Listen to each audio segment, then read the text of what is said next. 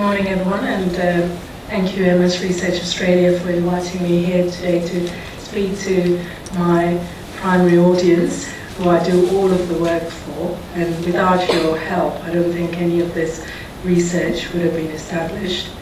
I'd also like to tell you that we run a blog site run by Professor Gignoni and Professor David Baker, where we actually introduce all of the latest MS research and then the interpretation for lay terms as well. And we get about 10,000 hits a day on our blog site. So if you're interested, find me later on just to find out about the blog site. This is a picture of our Blizzard Institute, which is called the Cell, and inside you can see various lecture theatres which look like various components of the cell. So that's meant to be the mitochondria, although it looks just like a bulb, but that's essentially the building, and that's our latest scientific research department. So we've been looking at to see how we can measure MS biologically, and we call this biomarkers. They can be either from your blood test or through a lumbar puncture study. And for more than 30 decades, we've looked for diagnostic markers. And this is why you may have a lumbar puncture study to have what is a test called oligoclonal bands, where we look to see if the immune system is active in your brain compared to the rest of your blood system. We've also learned quite a bit about the actual disease process using the markers, and you would have had talks this morning about the immunology of MS and also the variability between patients. But the primary focus of our group for the past 15 years have been developing markers to look at the disease process in itself so that we can give prognostic measures for patients. And I'll be talking to you about a protein which we've been working on since 1995 called Neurofilament heavy chain, where we now hope to measure in our patients clinically so that we can look to see which patients are likely to progress and which are not. And then also using these markers to assess the efficacy of the therapeutic measures. And you realize that MRI doesn't always provide the best sensitivity in assessing whether a treatment works or not. So you've seen this diagrammatic representation of what happens during the MS disease process from the previous speaker. What I'd like to draw your attention to is that if you go through from preclinical to secondary progression, you have this rise in disability. And this is what happens when you got loss of axons or neurodegeneration. But more recently, what our group has discovered is that also your ability of the nervous system to repair steadily declines. And this happens through aging, but also as your neurons take a hit from the MS disease process. So we've done some interesting work, which I'll present at the latter half of the talk, where we think actually the progression may be the lack of the nervous system being able to repair rather than simply just axonal loss. Now, we design biomarkers based on what we think change with early on in the actual MS process, but also biomarkers which can represent the clinical endpoint we're interested in. So disability or severe disability is a marker which can be represented, I believe, from the marker called Neurofilament, but we also look at things like demyelination markers. And when we've put these markers into clinical trials, we have to think about the treatments which modulate these markers.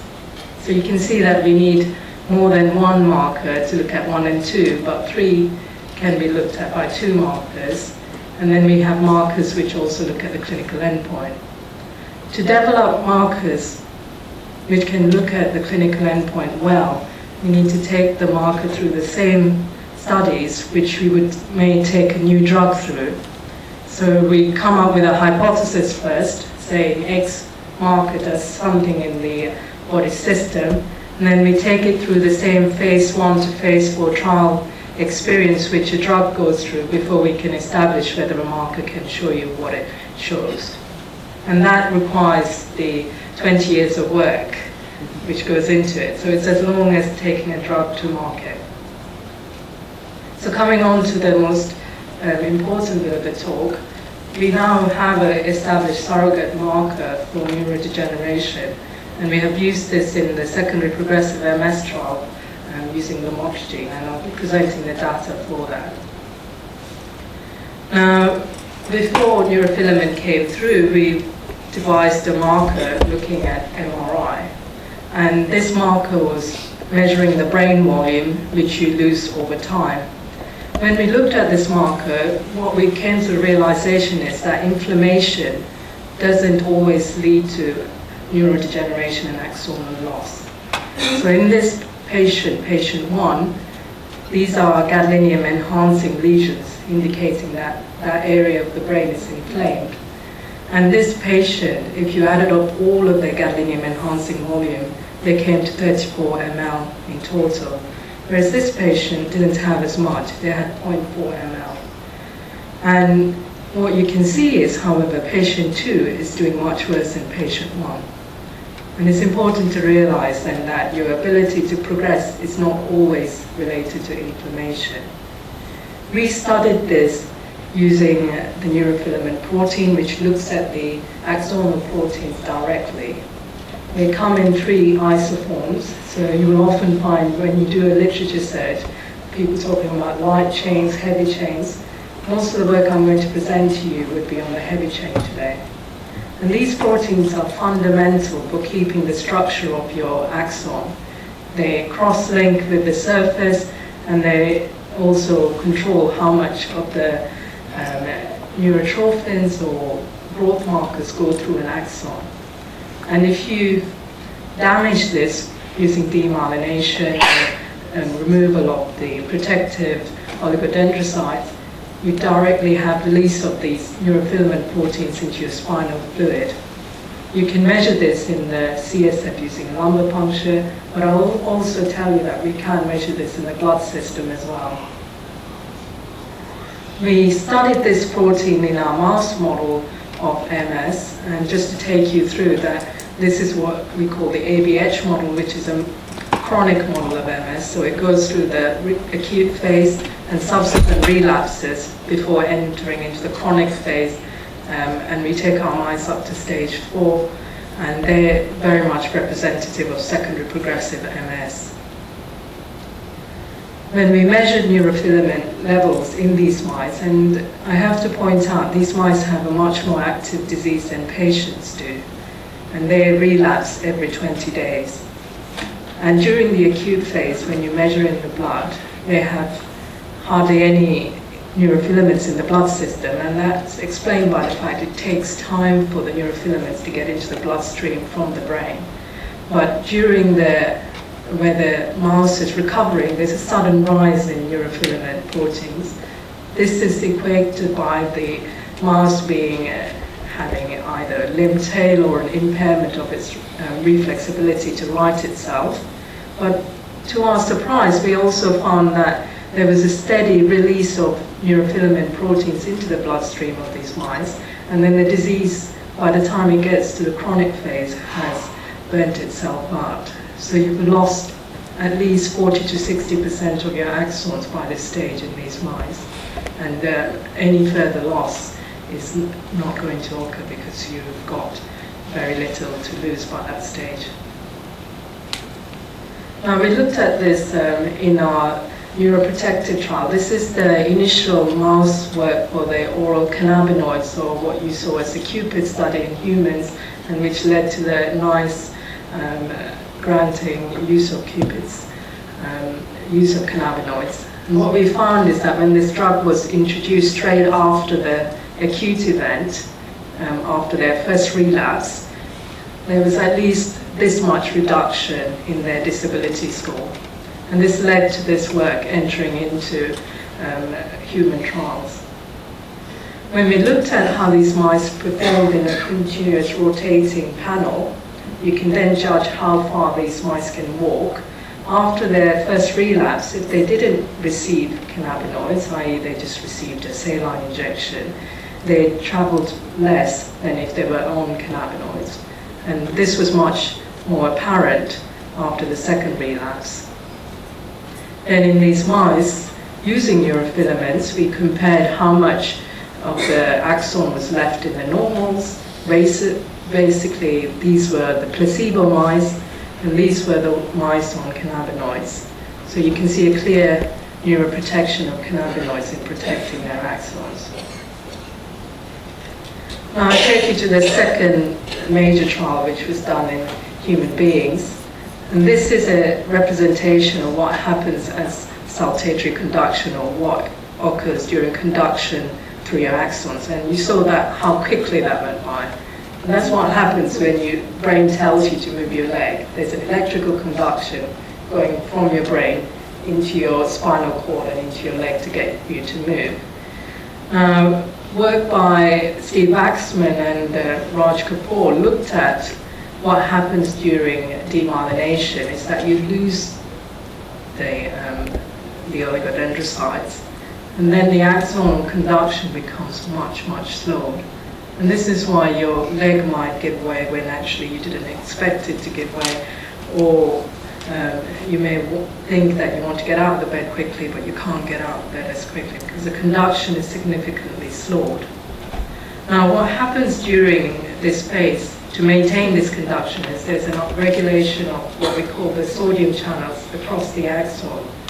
This is all well and good, but once you have too many of these axons, what they do is they bring in more salts in the axons, and salts are bad for the axons if they can't get out quick enough, and that leads to injury of the axon, and the axon actually starts to degrade away, as you can see. They found that blocking the sodium channels very early on can lead to more axonal survival. And this then entered into a neuroprotection trial called the lamotrigine trial, which showed that 50% slowing rate in atrophy was the final goal. It's a bit ambitious, but it was put in as a trial over a 2-year study period and 60 patients in each arm. Unfortunately, the primary trial findings using atrophy of the brain was negative compared to placebo. This was a placebo-controlled trial in secondary progressive MS, and it also showed that some, in the early stages, the patients may actually worsen, but reversed when they got off the drug. And that is because it's anomalous results. Because when you block the sodium channels, you also find that inflammation and fluid also gets out of the channels as well. So it leads to an apparent loss of volume which isn't actually there. We looked at neurofilament proteins in the patients who were actually on the drug, and what we found is the opposite. And we found that between 0 to 24 months, patients on the drug had a significant reduction in the neurofilament proteins, and this was most apparent in months 12 to 24 months, suggesting that these drugs work over a time period rather than instantaneous, and you have to be constantly taking the tablet to see its efficacy. We also looked to see if neurofilament proteins correlate with your walking times, and this is the 25-foot walk, and if you have above normal range of neurofilaments, you took longer to walk. So I'm now presenting the subject data which you saw from the animal model. And 9-hole peg test is where you quickly put in the pegs into a dish and then take them out again. And when you use your dominant hand, also higher levels of neurofilaments said that you were much slower than people who didn't have neurofilaments in their blood. Much worse with your non-dominant hand, which you would have found in yourself as well, that your coordination is poor using your non-dominant hand than compared to your dominant hand. And then your performance at calculation and speed of calculation, if you had higher neurofilaments in your blood, you also perform much worse than people who didn't have neurofilament. And then the overall composite score, which the MSFC carries out, which is called the Z score, which is a standard deviation of where you land as a patient, well below everybody else. And these patients were well below the average range. And then with the EDSS, which is the criteria used in a lot of clinical trials, with higher neurofilament levels, you have more disability. And this is a graphic version of what happens to your walking time. So green line is when you have no neurofilaments in your bloodstream, and most patients did that 25-foot walk under 30 seconds. If you had more than a bar median range, which is the red line, you took almost 150 seconds to complete, with some patients not even completing the walk. So I think I can actually tell you guys that this data is very important in showing that neurofilaments can be used as a measure for disability. We also had a tiny group of patients who volunteered to have lumbar punctures in the study, and I thought they were quite brave for this. But it provided us proof of concept data that neurofilament on the treatment group was also reduced. So that was important work, and I'm very grateful for those patients who volunteered. Now, going on to the neuroregeneration, these are multiple axons growing. What you can see is they're leading along. Now, axons grow by the tip, what we call the tip of the growth cone, and they have a lot of proteins in there which allow them to grow. One of the most important molecules which we studied is something called neurocell adhesion molecule. And this is a model where you can target that NCAM, neurocell adhesion molecule, with a laser directly. And once you do that, the growth cone collapses. So this study shows that the growth cone NCAM is important for that growth cone to grow. We studied this in our cell culture model, which is basically little brains all rolled into one. And they myelinate, they have axons depicted by neurofilament. And what we can do in this model is take away the myelin, and you're left with just the axons. And if you take away the agent which demyelinates them, they then remyelinate over time. When we looked at NCAM, this produced some interesting results. Now, this is a bit of a complicated graph, but I'm going to take you through this to show you. This is black bar is the control group. And what you find is that as these neurospheres mature over time, you get a steady decline in NCAM. This is what happens as the model ages. So not only are you dealing with aging, and then when you demyelinate on top of it, you lose. It affects the axon. Demyelination affects the underlying axon and affects NCAM levels. So in MS, there's the aging to consider as well as the actual disease process. We then looked at, this is work with Lawrence Steinman and John Hopkins, where we looked at what happens in mice. So the SJL mice have a very acute active model, and the BL6 have a chronic version of MS. And what you can clearly see here is that even at the first acute event, NCAM takes a hit. There's some subtle attempt at recovery, but these mice relapse so quickly that they don't have the chance to recover. But really what you're finding is that disease activity affects remyelination and axonal plasticity. Same in the chronic model. We've looked at it across the CSF, and it's important to realize that the control group also has a release of this molecule into the CSF. And you can see our MS patients here in the same way Alzheimer's disease and MND. And what you can find is a spectrum of patients where some of the patients have really low levels of NCAM, and we thought, oh, this is interesting, let's see what the clinical subtypes they fall into.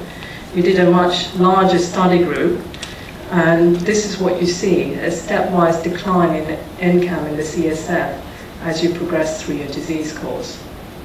So this is some very important new work showing that actually regeneration is affected and may be leading to progression more than just actual axonal damage. There is interesting work by Massaro, who looked to see if these NCAM levels can be modulated by treatment, and this is the only one of its kind, where he showed that if you treated patients with steroids after their acute relapse, you can actually achieve a rise in NCAM. Maybe that's explanation of the clinical recovery which you have when you go on steroids. If you were not treated, your NCAM didn't rise. If you didn't have an acute exacerbation either and still received steroids, you don't see a rise. So patients who are on steroids for no reason doesn't see a rise. Now, to draw this to a close, it's very important that we all come together to do these type of important work so that we get some new work into the system very quickly.